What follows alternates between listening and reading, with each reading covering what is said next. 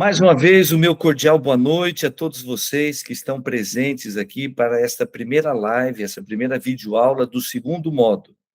Neste módulo, nós vamos avançar nas doutrinas fundamentais do cristianismo. E esta primeira live, esta primeira videoaula, ela tem como tema as grandes religiões do mundo. A gente vai, nos próximos minutos, tentar apresentar um panorama de como as grandes religiões do mundo elas estão estabelecidas aqui no nosso planeta. A gente vai ter um vislumbre do mapa, algumas características de cada uma delas. Evidentemente, quando a gente fala das grandes religiões do mundo, eu escolhi apenas 5, já vou dizer qual foi o critério que eu utilizei, mas a gente poderia listar outras. E estas 5, nós consideramos que são as 5 principais, pelo número de adeptos e pela influência que ela exerce, especialmente para nós aqui no Ocidente do planeta Terra. Tiago, se estiver no gatilho, você pode fazer a projeção aí para a gente, a apresentação? E aí a gente vai avançar, e eu vou pedindo para o Tiago, ele vai passando as telas para a gente vislumbrar,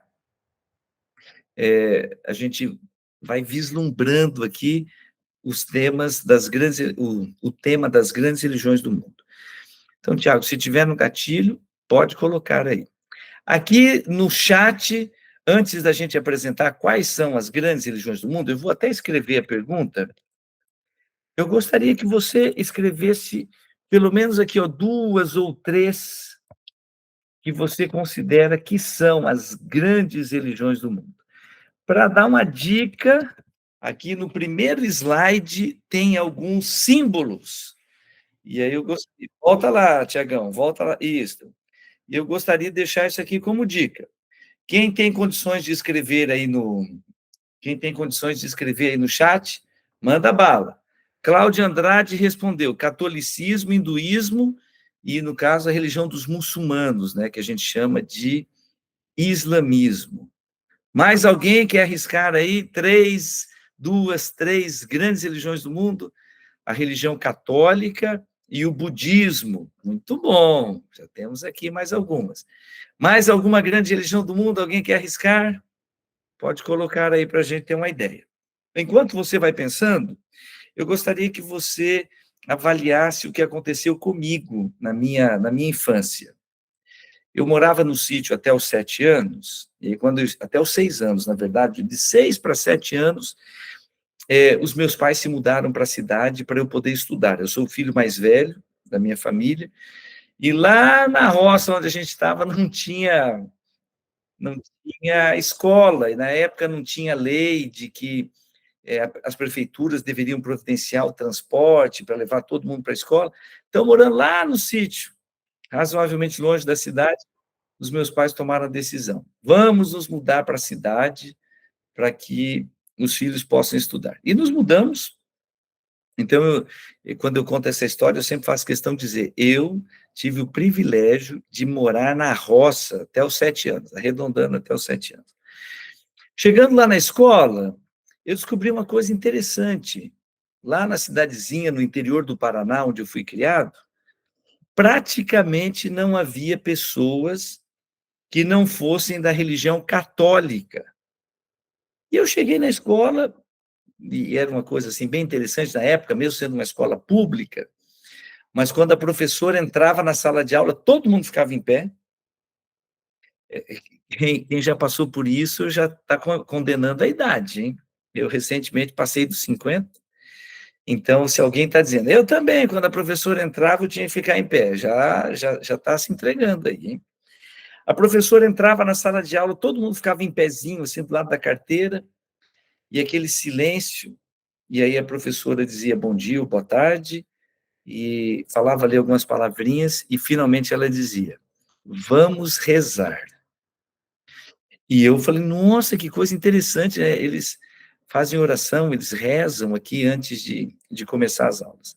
E aí eu olhei para o lado e eu vi os meus colegas fazendo o sinal da cruz, mas eu não sabia, não tinha sido ensinada a fazer o sinal da cruz.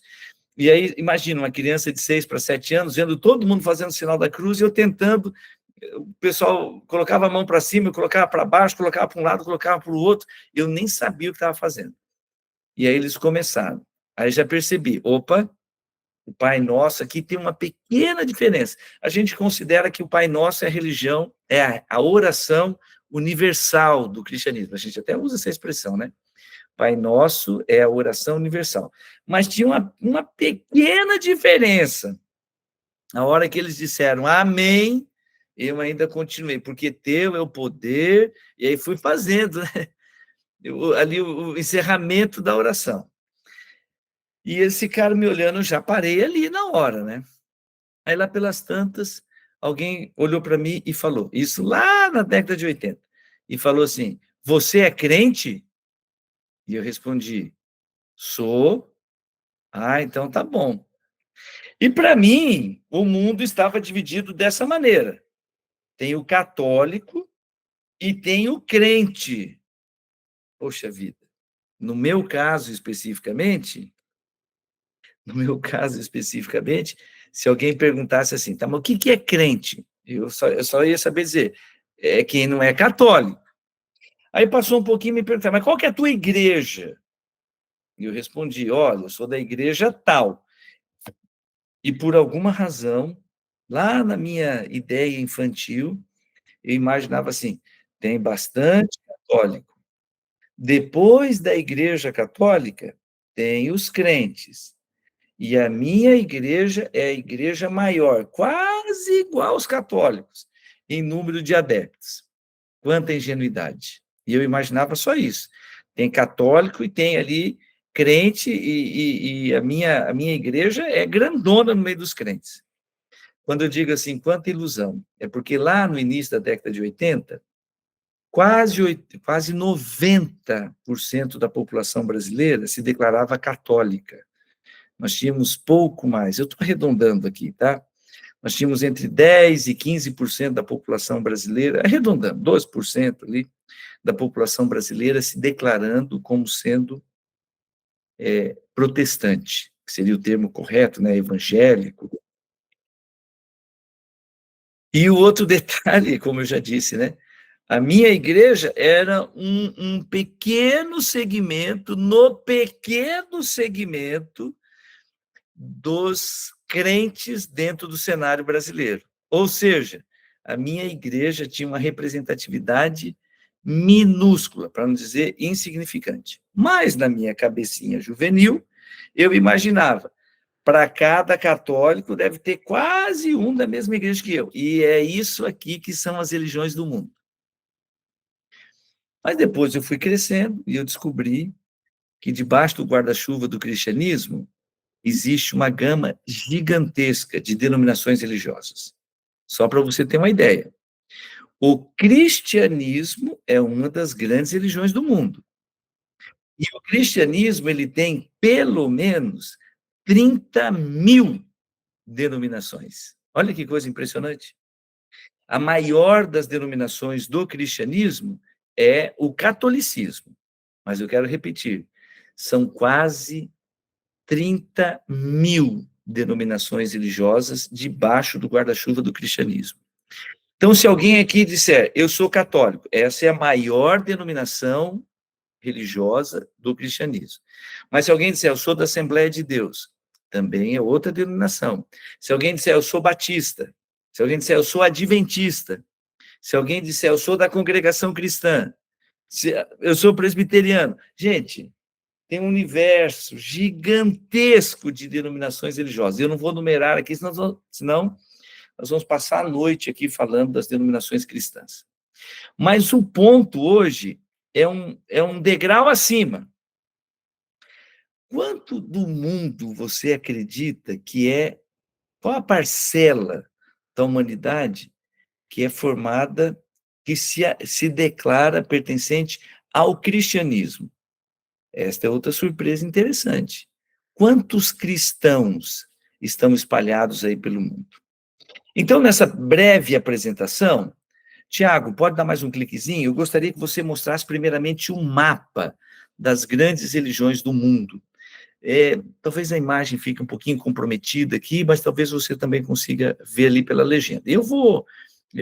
Encontrei esse mapa aqui que eu gostei muito pela simplicidade com que ele fez a distribuição, mas ele está em inglês ali, as legendas. Vamos lá, esse roxinho é representação do cristianismo.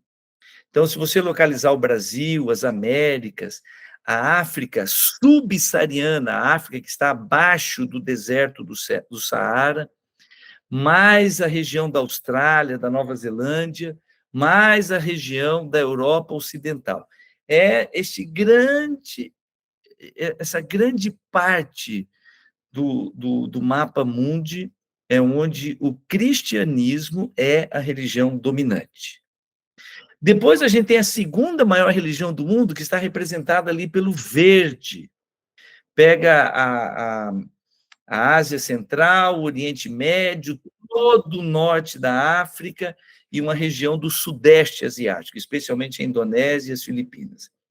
E aí você tem a ocupação do islamismo, a religião dos muçulmanos, dos seguidores de Maomé.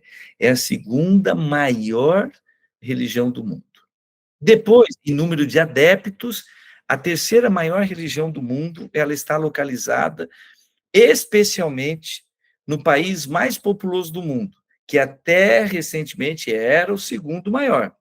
O país mais populoso do mundo por muito tempo foi a China, mas recentemente a Índia tornou-se o país mais populoso do mundo. E a terceira religião mais representativa no mundo está concentrada especialmente na Índia, é o hinduísmo. E se você encontrar no mapa mundi alguns pontinhos onde tem laranja, como acontece, por exemplo, em alguns pequenos países do Caribe, nas Guianas, ou espalhados ali em alguns lugares da Austrália, a gente vai ver que é para onde os hindus, os seguidores do hinduísmo se espalharam, e especialmente da nacionalidade indiana, são lá da Índia. A outra grande religião do mundo é o budismo. Mesmo assim, ele não é tão grande em relação às outras religiões, mas ela é uma religião muito significativa. E uma religião que ela tem grande influência, e eu vou falar apenas destas 5 hoje. Uma outra religião que tem uma grande influência, mas não tem muitos adeptos, é o judaísmo. Então, Tiago, pode dar o próximo cliquezinho? Eu vou dar uma passadinha nessas grandes religiões. A primeira delas, que é a maior religião em número de adeptos, tem cerca de 2 bilhões e 300 milhões de seguidores. É o cristianismo. O cristianismo foi estabelecido por Jesus Cristo. Os seus adeptos consideram que Jesus é Deus. Diferente das outras denominações, depois eu vou fazer uma classificação dessa diferença. E eles creem que Jesus, ele encarnou, era Deus no céu, tornou-se humano, teve uma vida perfeita, morreu na cruz e ressuscitou. E aí vem uma promessa maravilhosa. E ele ressuscitou e voltou para o céu. E ele prometeu que voltará à terra para buscar os seus discípulos. O cristianismo tem um livro sagrado, que é onde está apresentado ali a grande revelação de quem é Deus e de quais são os ensinamentos, os princípios do reino de Deus para aqueles que são os seus seguidores, os discípulos. E esse livro sagrado é a Bíblia. A segunda grande religião do mundo, pode dar mais um cliquezinho, por favor, Tiago? É o islamismo. Esta foto que aparece aí na sua tela é a foto da cidade sagrada para o islamismo, é a cidade de Meca. Aquela tenda que aparece ali na foto, uma tenda preta, ela é chamada de Kaaba, e lá dentro tem algumas coisas, alguns objetos sagrados do islamismo. E todo seguidor do islamismo deve, tendo saúde, deve ir até a cidade sagrada pelo menos uma vez na vida, não interessa onde você mora. Aqui no Brasil nós temos algumas comunidades islâmicas, né? Nós temos algumas comunidades árabes, e ali estão muitos seguidores do islamismo. E Boa parte, aqueles que têm mais recursos, fazem questão de ir todo ano, mas boa parte dos árabes muçulmanos que vivem no Brasil já foram até a cidade de Meca pelo menos uma vez. Meca fica lá na Arábia Saudita, no Oriente Médio. O islamismo tem quase 2 bilhões, tem 1,9 bilhão de seguidores. É muita gente. Essa religião foi fundada por Maomé no ano, estou arredondando aqui, tá? No ano 620, entre o ano 620 e 630, ou seja, no 7º século depois de Cristo. Dentre as grandes religiões do mundo, é a religião mais jovem. Então, ela tem pouco mais, estou arredondando aqui, tá? Tem aí em torno de 1.700 anos. Perdão, 1.700? Não, 2.400 anos. É a religião predominante no mundo árabe. Foi fundada por Maomé lá onde hoje é a Arábia Saudita, e de lá ela se espalhou, tomando conta de grandes regiões do mundo. Islamismo é derivada da palavra Islã, e a palavra Islã significa submissão. E temos uma frase que representa qual é a submissão dos adeptos do islamismo. E a frase diz: Alá é o único Deus e Maomé é o seu profeta. O livro sagrado do islamismo é o Corão. Então, quando você ouve alguém dizendo Al-Corão, Al, em árabe, significa o. Então, o nome do livro é Corão. Ou, se você vai falar em árabe, Al-Corão, o Corão. Tá bom? Esse é o livro sagrado. Gente, eu vou pedir 10 segundos só para compartilhar aqui com uma pessoa qual é o link que nós temos hoje para a pessoa poder entrar aqui na aula. Já mandei. Vamos ver se a pessoa vai receber aí para poder participar. Próximo slide. Então, vamos lá. Temos o cristianismo, 2,3 bilhões, o islamismo, quase 2 bilhões, depois o hinduísmo, que é lá na Índia. Essa aqui é uma foto tirada do rio Ganges. O rio Ganges é sagrado para eles. Então, todo ano tem um grande festival religioso, com uma concentração tão gigantesca de pessoas, que é possível ver de um satélite, lá em cima é possível ver uma mancha no mapa ali da Índia, às margens do rio Ganges, de uma imensidão de pessoas que estão ali celebrando um festival que eles consideram muito sagrado. O hinduísmo se desenvolveu há muitos séculos, e ele é considerado uma das religiões mais antigas do mundo, muitos séculos antes de Cristo. Diferente do cristianismo e do islamismo, que são religiões monoteístas, religião que acredita em um Deus, o hinduísmo acredita em muitos deuses. E eles adoram muitas manifestações de deuses. As principais divindades são esses 3 aqui: Brahma, Shiva e Vishnu. Brahma, Vishnu e Shiva. São as principais divindades a quem eles dão crédito da criação, da formação do homem, etc. Eles adoram cobra, rato, vaca, tudo que você imaginar, além de um grande panteão de deuses que estão relacionados às crenças, à mitologia deles. Talvez, digo apenas talvez, o deus mais famoso, a divindade mais famosa, seja Ganesh. Ganesh é representado por um homem gordinho, assim, de braços e pernas roliças e uma cabeça de elefante. Talvez você já tenha visto isso. Então, se você colocar lá na internet, Deus Ganesh, vai aparecer cabeça de elefante e corpo de ser humano. No hinduísmo também há escritos sagrados, não é um único volume, e eles chamam esses escritos sagrados de Vedas. Tiago, próximo. Depois do hinduísmo tem o budismo.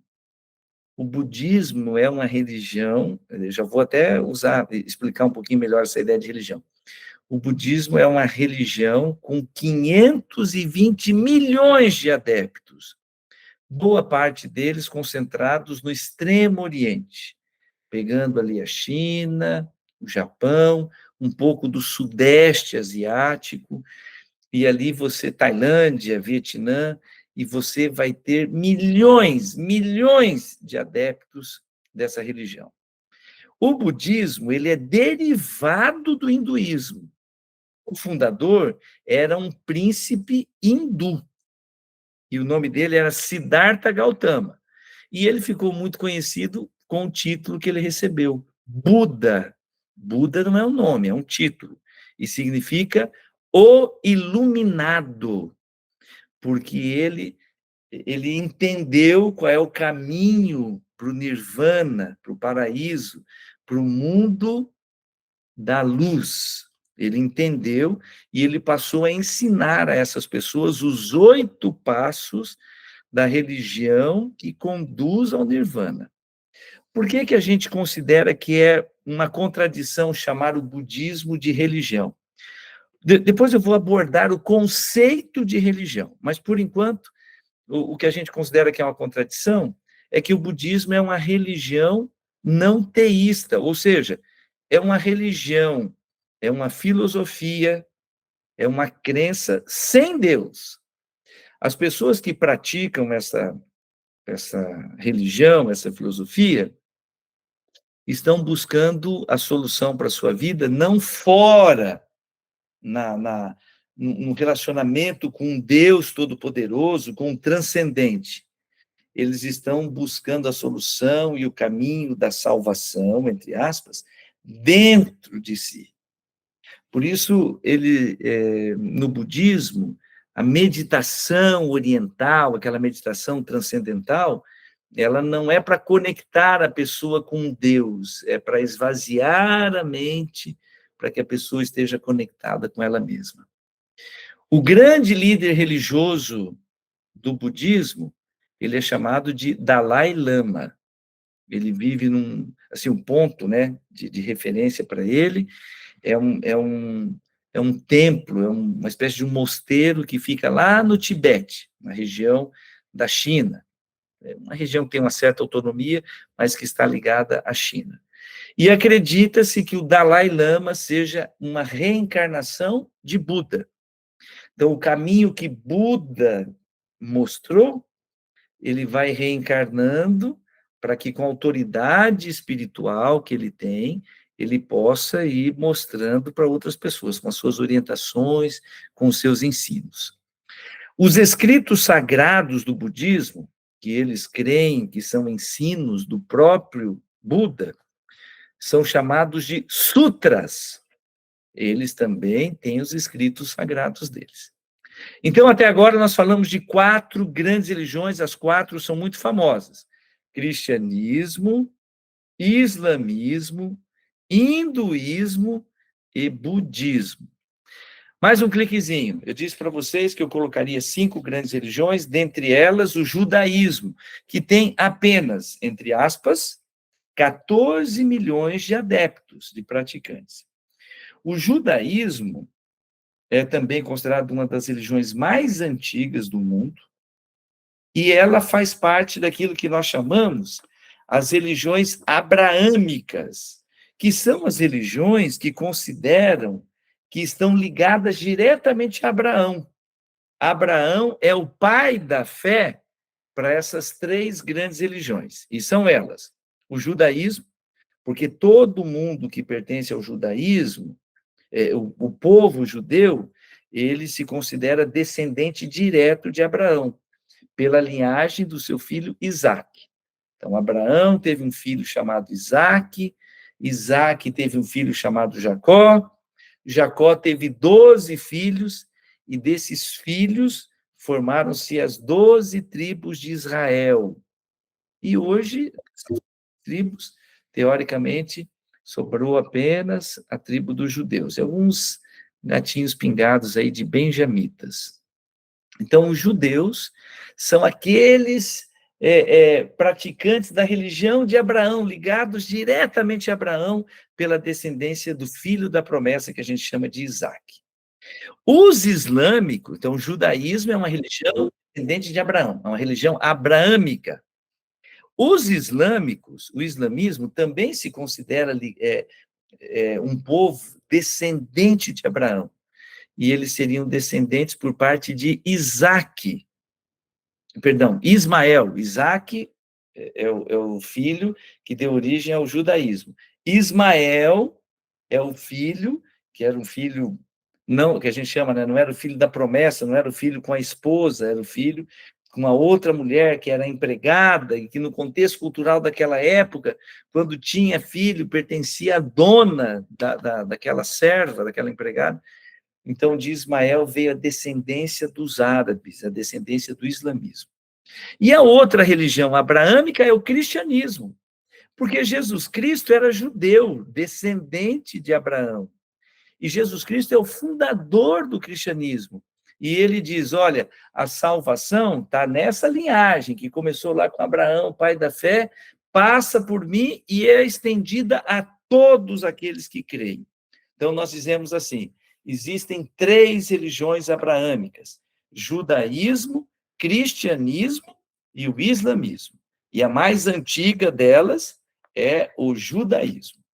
O judaísmo é caracterizado pelo monoteísmo, ou seja, assim como no islamismo, só tem um Deus, que no judaísmo é chamado Deus eterno, Jeová, Deus eterno.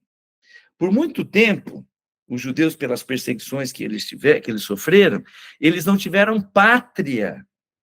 Mas, por incrível que pareça, o judaísmo permaneceu como nação, mesmo sem ter pátria. Por quê? Porque eles preservaram a religião e a linhagem, casando entre eles. Então, por muitos séculos, os judeus só se casavam entre os próprios descendentes judeus. Quando alguém saía dessa linha, os seus filhos ficavam comprometidos para poder manter a descendência. Então, até hoje, qual é a classificação de um judeu? Aquele que é filho de uma mãe judia. Se ela é judia legítima, o seu filho é um judeu. E aí tem aquele detalhe, nem todo mundo que pertence à nação dos judeus, que tem a raça judaica, é praticante da religião. Por isso nós temos 14 milhões de praticantes do judaísmo, não 14 milhões de judeus especificamente. Ah, pastor, eles não têm pátria até hoje? Tem. Ao final da Segunda Guerra Mundial, a Organização Mundial das Nações Unidas, a ONU, Organização Mundial das Nações Unidas. As Nações Unidas, elas estabeleceram que aquela região onde é o país de Israel, o Estado de Israel, seria ocupado por judeus. E eles deram, entre aspas, né, apoio para que judeus que estavam espalhados pelo mundo pudessem voltar para sua terra de origem, que é lá onde hoje a gente chama de Palestina, mas é onde está o Estado de Israel. Esta foto que aparece aqui na apresentação é chamada de Muro das Lamentações. É a região onde estava o templo, aquele templo lá da época da Bíblia, construído pelo rei Salomão, aí foi destruído pelo Império Babilônico, e aí ele foi reconstruído, ali a partir do período de Esdras, de Neemias, ele foi reconstruído, e na época de Jesus, ele ainda estava em pé, Jesus frequentou o templo, mas cerca de 40 anos depois da morte e ressurreição de Jesus, no ano 70 depois de Cristo, o templo foi destruído pelos romanos, lá no ano 70 depois de Cristo. O templo, a cidade de Jerusalém, foi tudo destruído. E nunca mais foi reconstruído. Então, a cidade de Jerusalém está lá e tem essa herança, vamos usar essa expressão, tem essa lembrança do templo, que eles chamam de Muro das Lamentações, que é considerado um lugar sagrado para os judeus e para muitos cristãos também, eles vão lá para praticar suas orações e assim por diante. Vamos recapitular? Tiago, você pode, por favor, voltar lá no mapa? Lá no mapinha? Muito bem, então vamos lá. Aqui a gente tem uma ideia por onde estão espalhados os cristãos, as regiões do mundo onde predominantemente há cristãos. Inclusive, para nós aqui no Brasil, no Ocidente, na América, e assim por diante. Então, os cristãos a gente vê com a marca roxinha.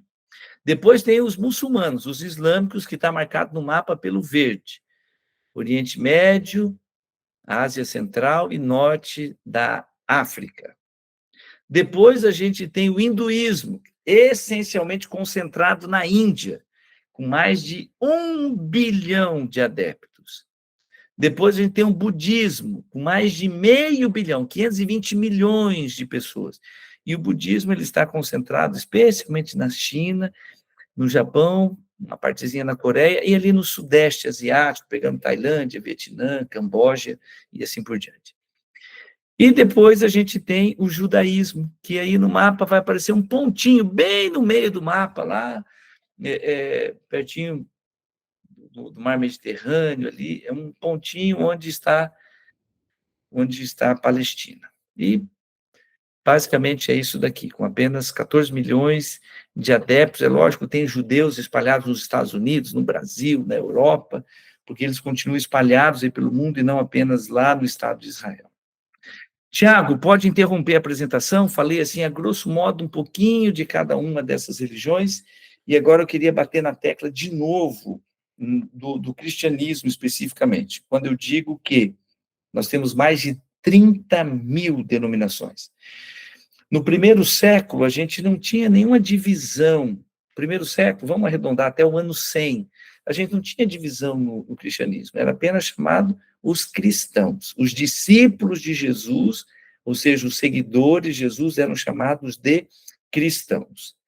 A partir do segundo século, começaram a surgir, entre aspas, tensões, uma crença daqui, uma crença de lá, e meio que formando grupos, até que, de uma certa forma, a gente tenha padronizado como uma instituição religiosa aquilo que nós chamamos de catolicismo. Se tiver algum católico aqui, vai dizer, não, mas o catolicismo é muito antes. O catolicismo começou com Pedro, que é considerado o primeiro papa. E isso, eu estou fazendo uma apresentação da perspectiva histórica, não necessariamente da perspectiva da crença, da interpretação católica. Historicamente, a gente tem cristianismo básico ali, sem divisões, depois algumas tensões, e aí no terceiro, quarto século, já bem organizadinho, assim, com a liderança do catolicismo, e o grande líder da igreja estabelecido em Roma. Então, o bispo de Roma era considerado a maior autoridade, e esse bispo de Roma, Roma era a capital do Império Romano, passou a ser chamado de Papa. Então, o Papa tornou-se a grande autoridade do cristianismo, do catolicismo. E a Igreja Católica permaneceu dominante, hegemônica, como um maior poder da Idade Média, diga-se de passagem. E até o século XVI, qualquer pontinha de separação ou de divisão era duramente enfrentada. Então, o catolicismo, sendo catolicismo, teve um cisma no século XI. Então, ali formou-se a Igreja Católica Ortodoxa. E aí tinha o bispo de Roma e o bispo de Constantinopla. O bispo de Roma chamado de Papa e o bispo de Constantinopla chamado de Patriarca. Mas era todo mundo católico. E, finalmente, no século XVI, por influência de um monge católico, um monge alemão chamado Martinho Lutero, começou um movimento chamado movimento protestante. E esse movimento protestante deu origem às religiões protestantes, que depois passaram a ser chamadas de religiões evangélicas. Então, a primeira ali, o luteranismo, que naquele momento não era chamado de igreja luterana, mas depois passou a ser chamado de igreja luterana por ser os seguidores de Lutero. Depois nós tivemos a igreja presbiteriana, depois a gente teve a igreja batista, metodista. Essas são as grandes religiões protestantes tradicionais. A igreja anglicana, que é uma igreja estatal lá da Inglaterra. Depois nós tivemos um outro grande movimento, esse foi no século XVI, e depois a gente teve um outro grande movimento, especialmente na América do Norte, no finalzinho do século XVIII e no século XIX. Surgiram várias denominações no meio das igrejas protestantes tradicionais, e surgiram movimentos do século XIX que tem como característica ter se espalhado pelo mundo.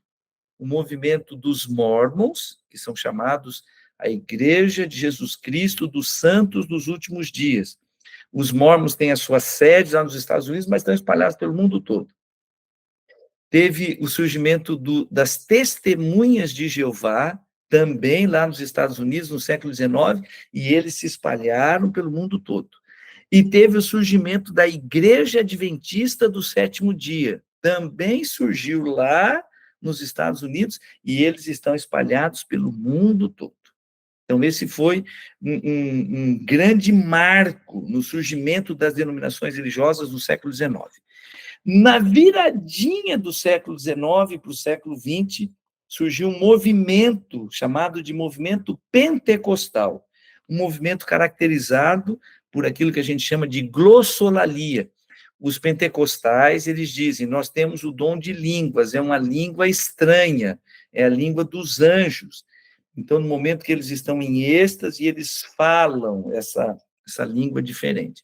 E eu estou mencionando uma das características, né, que são é a principal característica dos pentecostais. E as religiões pentecostais também se espalharam pelo mundo. Aqui no Brasil, em 1901, missionários vindos lá dos Estados Unidos fundaram na cidade de Belém do Pará a Igreja Assembleia de Deus. Então, veja, a Igreja Assembleia de Deus é uma igreja bem jovenzinha. Começou ali no comecinho do século XX aqui no Brasil. Depois teve a Igreja Congregação Cristã, depois teve, vindo dos Estados Unidos, a Igreja Quadrangular, e estas são, a Igreja Deus e Amor, estas são as principais. Depois estão surgindo outros, Brasil para Cristo e assim por diante. Mas as principais igrejas pentecostais aqui no Brasil, nós poderíamos dizer Assembleia de Deus, Congregação Cristã, Igreja Quadrangular. Tem outras, tem muitas outras, mas eu destacaria essas principais. Então, a partir do século XX, para a nossa realidade aqui no Ocidente, final do século XIX, século XX, o surgimento das igrejas, das denominações pentecostais. E já caminhando para o final do século XX, nós tivemos as igrejas neopentecostais. Neo significa novas. Igrejas pentecostais, mas com novas características. E a principal característica, eu diria as principais, não apenas as principais características das igrejas neopentecostais, foi ousadia na pregação das suas doutrinas pelos grandes meios de comunicação, das comunicações em massa. Foi quando os meios de comunicação em massa foram invadidos aqui no Brasil pelas igrejas neopentecostais, e uma pregação muito contundente, muito enfática na doutrina da prosperidade, a teologia da prosperidade. Que, em outras palavras, significa, se você é filho de Deus, se você tem fé, Deus vai te abençoar materialmente. Se você ainda é pobre, é por falta de fé. Então, juntando essa pregação muito cativante, manifestações de muitos milagres, então, a teologia da prosperidade, mais milagres e mais uma pregação ousada na televisão, o movimento neopentecostal teve uma explosão de crescimento. A principal denominação neopentecostal aqui no Brasil é a Igreja Universal do Reino de Deus, mas tem outras. A Igreja Mundial do Poder de Deus, a Igreja do R.R. Soares, meu parcial me fugiu o nome, Igreja Internacional da Graça. Então, estas são as principais representantes aí do movimento neopentecostal. E continuam crescendo, número muito grande.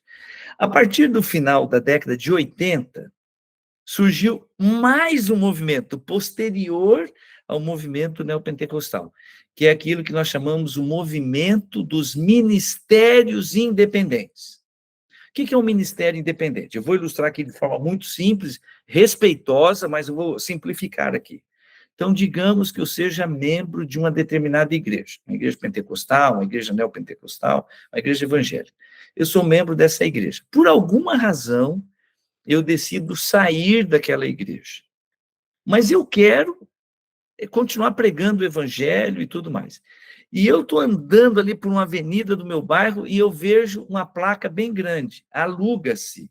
Era um bar, era um boteco, ou era uma mercearia, ou era um galpão industrial, e escrito aluga. Eu falei assim, opa, Deus me mostrou que aqui é um lugar para pregação do evangelho. Vai lá, aluga e mete uma placa na frente dizendo igreja tal, e pode ser qualquer nome. E aí, se você for lá no Google e escrever nomes interessantes ou nomes diferentes de igreja, você vai encontrar nomes impressionantes. Vou mencionar 2 aqui que me chamaram a atenção. Um camarada leu na Bíblia que Jesus, para curar um cego, ele cuspiu no chão, fez um barrinho e passou no olho do cego, mandou ele ir até o tanque Siloé para se lavar, e ele lavou e ele estava vendo. E o camarada leu aquilo, ficou muito impressionado, falou assim, já encontrei o nome da minha igreja. O nome da minha igreja será O Cuspe de Cristo. Então tem lá, Igreja O Cuspe de Cristo. O outro leu um texto de Jesus prometendo voltar. Ele disse, eu vou para a casa do meu pai, eu vou preparar um lugar e eu virei outra vez. Evangelho de João, capítulo 14. E eu virei outra vez e buscarei vocês para vocês morarem comigo para sempre. Ele foi lá e meteu uma placa na frente do galpão que ele alugou. Igreja, fui ali e já volto. Referindo-se à promessa da volta de Jesus. Fui ali no céu, preparar um lugarzinho para vocês e já volto para buscar vocês. Esses aqui são 2 nomes que eu achei, assim, simples, interessante, mas você vai lá e aí é uma lista que não tem fim. Os ministérios independentes continuam se proliferando e é uma lista que não tem fim. Quando eu olho lá no mapa e eu olho assim, nossa, tem 5 grandes religiões do mundo.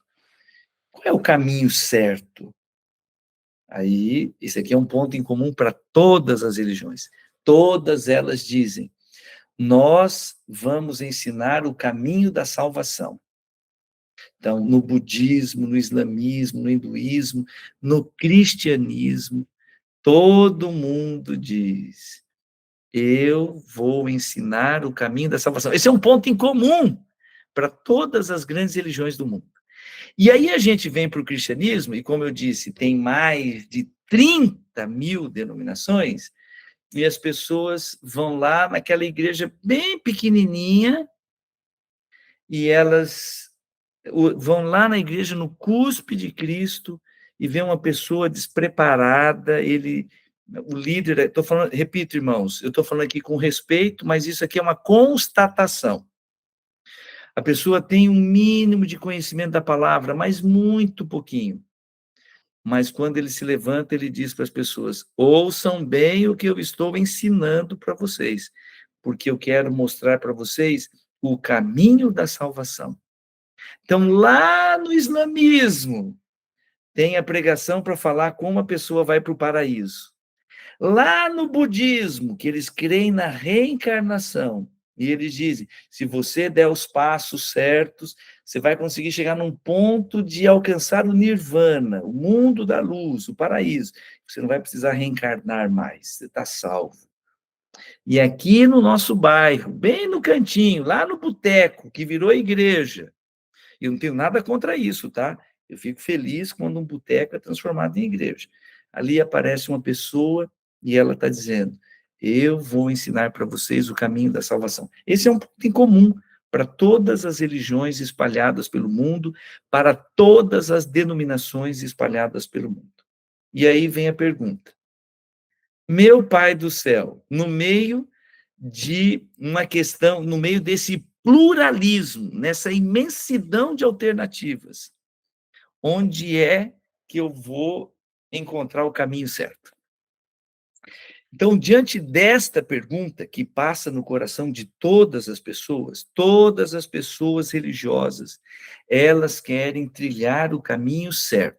Eu nunca vi alguém se levantando para ensinar uma religião ou para pregar uma mensagem dizendo: vem atrás de mim, que eu vou mostrar o caminho do inferno. Se você quer se perder, venha comigo, eu sei o caminho. Nunca vi. As pessoas sempre se levantam para ensinar o caminho da salvação. Venha comigo que você vai para o céu. Siga aquilo que eu estou apresentando aqui, desse escrito sagrado, que você vai para o paraíso. É sempre esse ensinamento.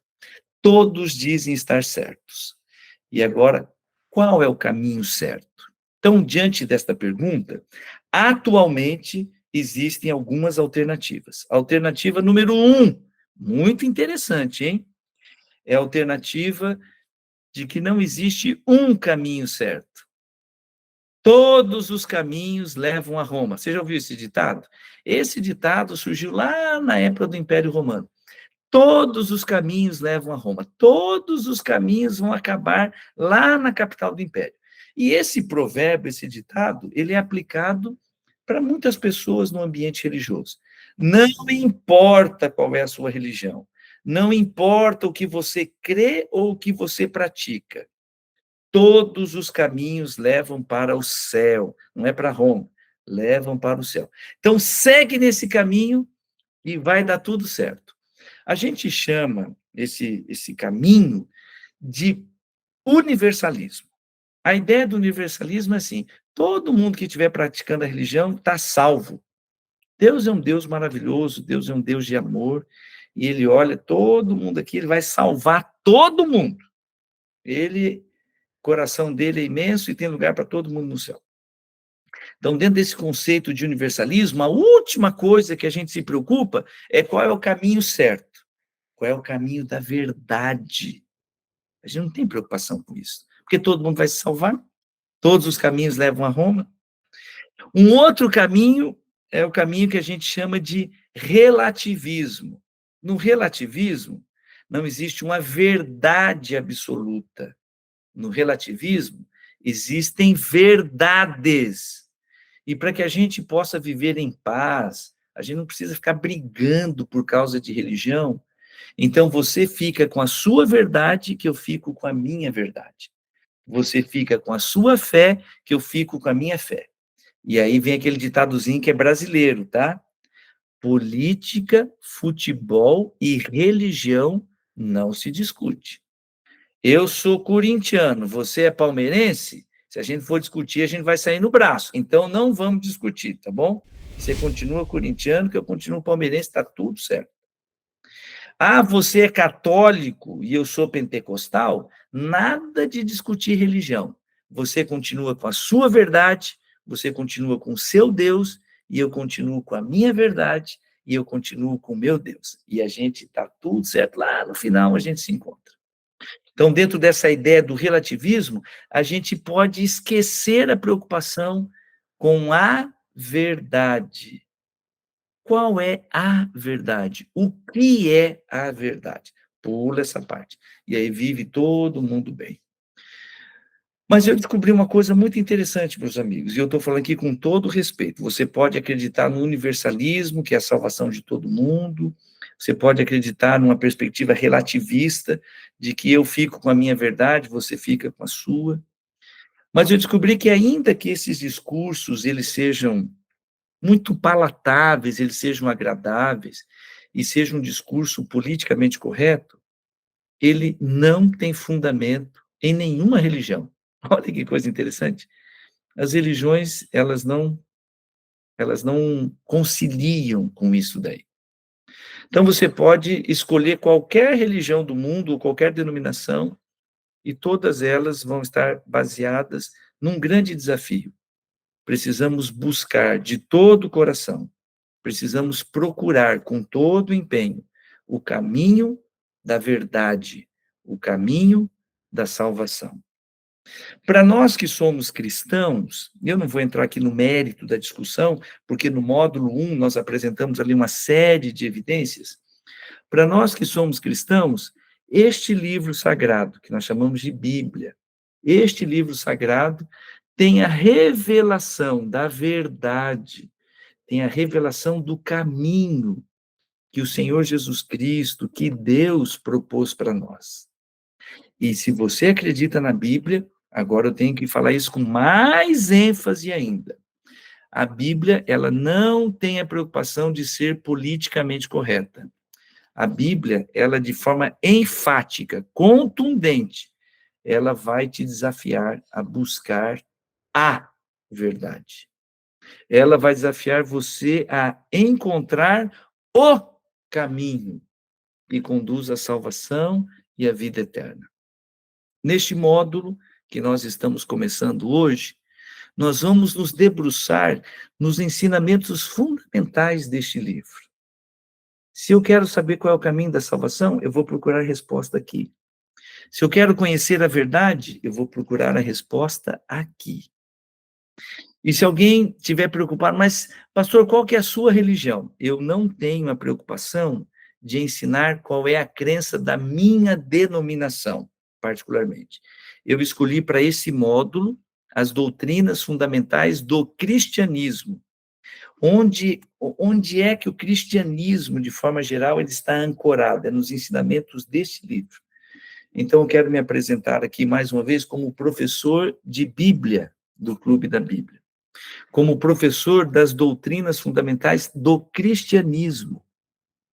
E saiba que eu vou desafiar você a, a tomar decisões. Isso aqui é outra coisa muito interessante, né?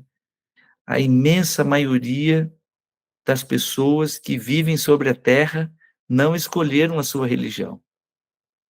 Elas são daquela religião como uma herança, como um legado. Se eu perguntasse para vocês aqui, quando é que você escolheu fazer parte do cristianismo? Não sei se alguém aqui teria uma história para contar, porque praticamente todos nós aqui somos cristãos porque nascemos num país cristão. E se eu perguntasse para quem é católico, por que você é católico? A maioria responderia, porque eu sou de uma família católica. Se eu estivesse falando aqui para alguém da Assembleia de Deus, a maioria responderia, eu sou da Assembleia de Deus porque eu sou de uma família da Assembleia de Deus. Se eu estivesse falando aqui para alguém que é adventista, muitos diriam, eu sou adventista porque eu sou de uma família adventista. Mas a gente acaba descobrindo que a palavra de Deus, ela nos desafia a tomar decisões, a escolher o caminho que nós vamos seguir. Escolher onde nós vamos depositar a nossa fé, escolher no que nós cremos e no que nós praticamos. E no meio de tudo isto, eu quero compartilhar com você o Salmo 25. Tiago, você costuma me ajudar compartilhando ali na tela, na nova versão internacional, o Salmo 25, caso alguém não tenha a Bíblia nas mãos e não possa ler o texto que eu vou ler agora. Salmo 25 é um salmo do rei Davi, e eu quero ler do verso 1 até o verso 5. E eu vou deixar de tarefa de casa para você ler o salmo todo depois e você ver a promessa mais linda que existe nesse salmo, que é a resposta de Deus diante da oração sincera do rei Davi. Ele começa fazendo uma declaração de confiança em Deus. Ele diz assim: a ti, Senhor, elevo a minha alma. Em ti confio, ó Deus meu. Não deixes que eu seja humilhado, nem que os meus inimigos triunfem sobre mim. Nenhum daqueles que esperam em ti ficará decepcionado. Decepcionados ficarão aqueles que, sem motivo, agem traiçoeiramente. E agora vem o clímax da oração. Ele começou dizendo: meu Deus, eu estou elevando meu coração a ti nessa oração, porque eu confio em ti. Agora eu vou te fazer um pedido. Verso 4 e 5. Mostra-me, Senhor, os teus caminhos. Ensina-me as tuas veredas. Guia-me com a tua verdade e ensina-me, porque tu és Deus, meu Salvador, e a minha esperança está em ti o tempo todo. Você percebeu aqui qual é o pedido, a oração do rei Davi? Mostra-me, Senhor, os teus caminhos, ensina-me, guia-me com a tua verdade. E eu quero dizer para você nesta noite que diante desse mar de alternativas e de opções que nós temos pela frente, aqui existe uma oração que Deus sempre atende. É quando uma pessoa sincera se aproxima dele dizendo: Senhor, me mostra o caminho, me mostra a verdade, guia os meus passos, Me ensina, porque eu confio em ti. Esta oração, Deus sempre responde. E nesta noite, encerrando esse primeiro estudo, e durante esse módulo, em cada reunião que nós fizermos, nós vamos repetir esta oração. Senhor, mostra-me o caminho, ensina-me, mostra-me a tua verdade. E é impressionante como o Espírito Santo, ele produz convicção da verdade no nosso coração. E isto é maravilhoso. Podemos fazer uma oração? E vamos fazer o mesmo pedido que o rei Davi fez. Oremos. Querido Deus, nosso Pai, nesta noite nós tivemos o privilégio de nos reunir aqui mais uma vez nesse ambiente virtual para entendermos um pouquinho melhor de como as religiões estão espalhadas pelo mundo e como o Senhor tem a mão estendida para nos guiar no caminho da salvação, no caminho da verdade. E por isso te pedimos, Senhor, manda o Espírito Santo nos dar discernimento, produzir convicção da verdade no nosso coração. Nos dá, Senhor, entendimento do estudo da tua palavra, onde nós encontramos a revelação do teu caráter e a revelação do teu plano para a nossa vida. Que seja a experiência de todos nós. Abençoa esse módulo que nós teremos pela frente e que os ensinamentos básicos da tua palavra nos enchem um coração de fé e de esperança. Oramos em nome de Jesus. Amém. Quero desejar uma boa noite a todos vocês. Que bom que nós começamos o segundo módulo. Louvado seja Deus pelo número de pessoas que estiveram aqui na live. E na próxima semana nós estaremos juntos. Se você conhece alguém, se você tem o interesse de convidar alguém, aproveite bem esta semana. Diga para a pessoa: quero te convidar para uma jornada maravilhosa de conhecimento das doutrinas fundamentais do cristianismo. Venha fazer parte do Clube da Bíblia. Eu te encontro na próxima segunda-feira, pela graça de Deus. Um abraço, uma boa noite a todos.